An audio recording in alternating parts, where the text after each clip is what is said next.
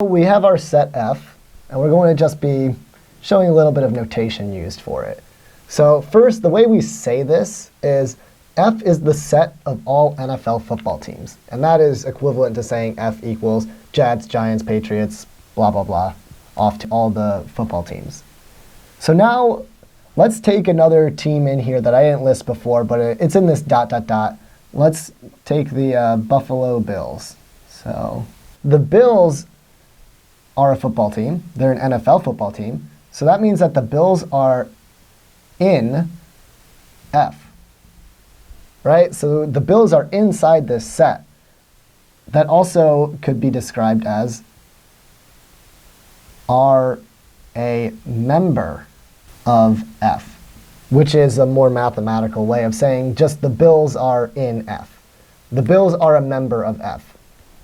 And there's a symbol for that because it happens a lot in math. Bills are a member, this little epsilon right here, of F.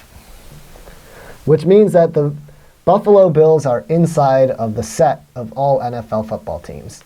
So for the non-football fans, I'll make a little non-football example in case this was a little too confusing to understand. If we bring back our set of 1, 2, 3 from before, we can say that the number 1 is inside of this set right here, because it's right there. Look, we can see it. So 1 is a member of S. Right? Not too tough. Not too tough. It's just 1 is inside of S. So next we're going to get into subsets. OK, so now that we have the notion of when something is inside of a set, let's create another set. We're going to call this N, and it's going to be the set of all football teams that are in New York City. So there are 2 New York City football teams, even though they both have their home field in New Jersey for some reason. The Jets and the Giants. These are both New York City teams. Now, it's interesting to notice that the Jets are an NFL football team, which means that Jets are in F. And then the Giants are an NFL football team as well. So the Giants are also in F. Right? So every single element of N is inside of F. So if everything in N is in F, then we can say that N is a subset of F, or N is contained in F. So it's a subset.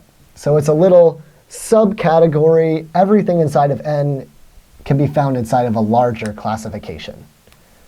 And the way we notate that is N is a subset of F. Right, and this little C means that N is inside or contained inside of F. So we'll add that to our little symbol table over here. Subset of. And if we were to draw this out in Venn diagram format, it would be this big circle is F, and then this smaller circle right here is N. So it's pretty easy to see that F is like a bigger classification with more stuff, whereas N is a smaller, more specific set.